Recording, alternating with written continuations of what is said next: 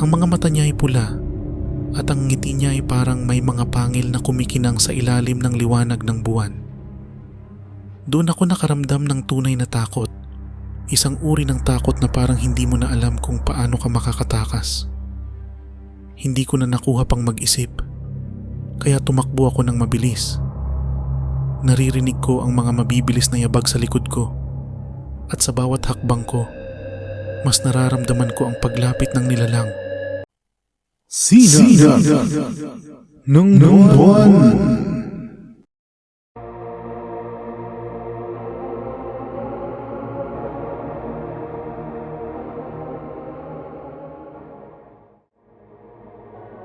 Isang nakakatakot na kwento mula sa isa nating tagapakinig at subscriber, si Alan. Isang kwentong magpapaalala sa atin na hindi lahat ng kwento ay katang-isip lamang. Ang kwento niya ay may kinalaman sa aswang, at sa gabing ito, ang kwento ay mas detalyado, mas malalim, at mas nakakakilabot. Ihanda ang inyong sarili sapagkat hahaba ang gabing ito.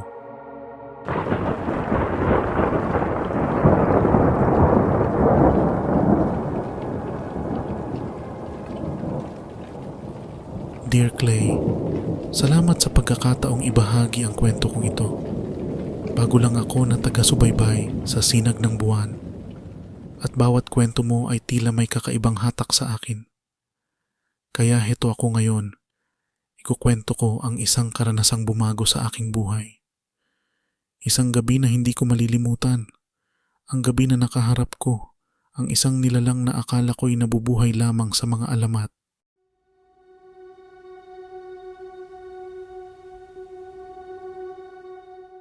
Noong bata pa ako, lumaki ako sa isang tahimik na baryo sa Bulacan. Simple ang buhay sa amin. Mga tao'y magkakakilala at halos lahat ay kamag-anak. Madalas akong naglalakad pa uwi mula sa mga kaibigan tuwing gabi dahil alam kong ligtas ang lugar. Ngunit may isang bahagi ng baryo namin na lagi kong iniiwasan. Ang madilim na kanto sa tapat ng lumang bahay ng mga Aquino. Luma na ang bahay, abandonado, at may mga kwento ng kababalaghan tungkol sa pamilyang tumira doon.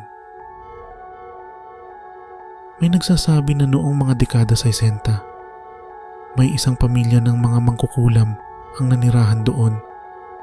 At ang pinakamatanda sa pamilya, isang matandang babae, ay pinaniniwala ang aswang. Hindi ko ito pinaniniwalaan noon. Ngunit laging naglalaro sa aking isip ang mga kwento tuwing lumalapit ako sa kanto na iyon.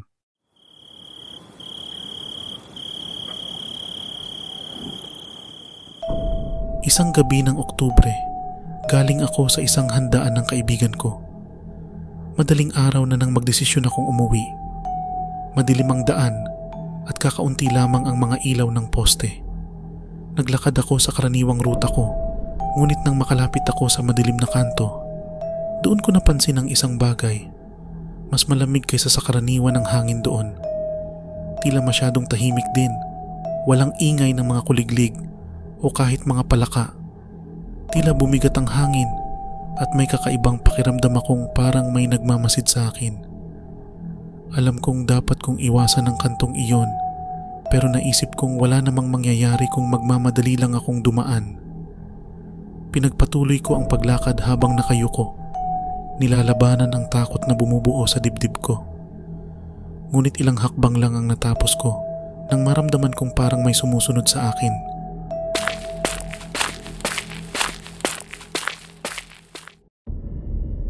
Nang tumigil ako, tumigil din ang mga yabag. Napalingon ako at sa gilid ng aking mata may nakita akong mabilis na anino. Akala ko'y baka nasobrahan lang ako ng takot at imahinasyon ko lang iyon. Ngunit nang magsimula ulit akong maglakad, muling sumabay ang mga yabag sa bawat hakbang ko. Huminto ako sa harap ng bahay ng mga Aquino at tumingin ako sa bakuran nito. Ang mga damo ay mataas na at ang mga bintana ay basag. Ngunit may isang bagay sa loob na nakahuli ng atensyon ko. May mga pulang mata sa dilim ng bahay.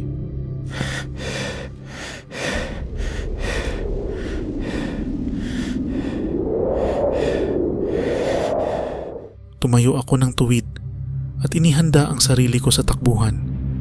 Ngunit bago pa ako makagalaw, nakita kong may gumalaw sa loob ng bahay. Isang nilalang ang lumabas mula sa anino ng pintuan. Hindi ko agad ito maaninag. Ngunit ang kanyang postura ay hindi pangkaraniwan. Mahaba ang kanyang mga braso, ang likod niya ay kuba, at ang mukha niya. Hindi ko na kailangang lapitan para masigurong hindi ito tao.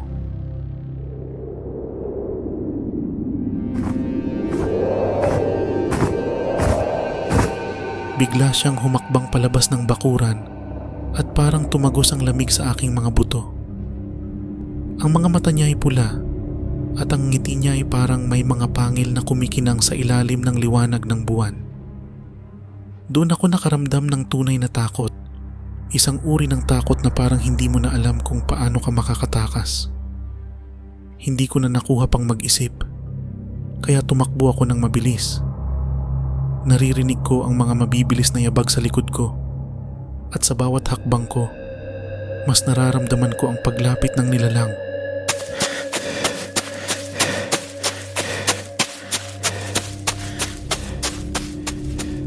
Nang makarating ako sa isang poste ng ilaw, bigla akong huminto at humarap. Wala na ang nilalang. Ngunit naririnig ko pa rin ang kanyang boses, isang mababang bulong na bumubulong sa akin. Hindi mo ako matatakasan. Sabay sa boses, isang malamig na hangin ang humaplos sa aking leeg. Nagpatuloy akong tumakbo pa uwi at hindi na lumingon. Nakarating ako sa aming bahay na humihingal. Ngunit kahit nasa loob na ako ng bahay, pakiramdam ko'y sinusundan pa rin ako ng kanyang presensya. Hindi ako makatulog ng ilang linggo matapos iyon. Sa bawat gabi, naririnig ko ang kanyang bulong sa aking panaginip. Tila nagsasabing, babalik siya para sa akin. Ngunit hindi doon nagtatapos ang kwento ko. Hindi ako tumigil sa pag-iwas sa kantong iyon. Tuwing gabi na kailangan kong dumaan doon, mas pinipili kong maglakad ng mas malayo para lang hindi ko na makita ang bahay. Ngunit minsan, kahit gaano ko katagal iwasan ang lugar, parang may mga pagkakataong sinusundan ako ng nilalang. Minsan, naririnig ko ang mabibigat na yabag sa likuran ko kahit pa nasa maliwanag akong bahagi ng baryo. At tuwing sinusubukan kong ikuwento ito sa mga kaibigan ko, may nararamdaman akong malamig na haplos sa aking balikat na para bang sinasabing, huwag mong ibahagi ang lihim.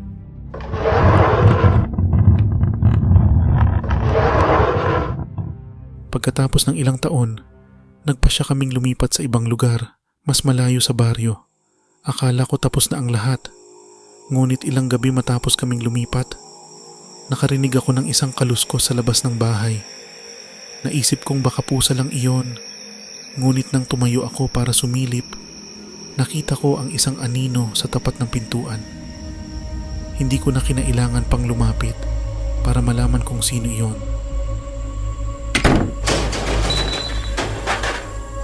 Hindi ako sigurado kung ano ang nais ng nilalang na iyon mula sa akin. Ngunit alam kong hindi siya titigil hanggat hindi niya ako tuluyang nakukuha. Ang tanong ko, Clay, naranasan mo na ba o ng iba mo pang mga tagapakinig ang ganito? O ako lang ba ang piniling habulin ng nilalang na ito? Maraming salamat sa pagbasa ng aking kwento. Sana ay magsilbing babala ito sa iba na minsan. Hindi sapat ang pag-iwas. Alan.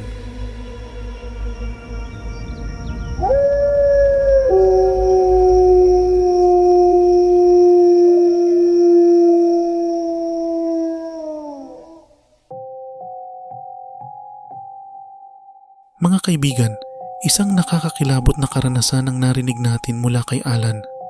May mga bagay na hindi maipaliwanag, mga nilalang na tila nabubuhay sa dilim ng ating takot. Ang tanong, totoo ba ang mga ito o produkto lang ng ating imahinasyon? Hanggang sa susunod na kwento, dito sa Sinag ng Buwan. Mag-ingat lagi at huwag kalimutang isara ang pinto sa gabi. Sinag Nung buwan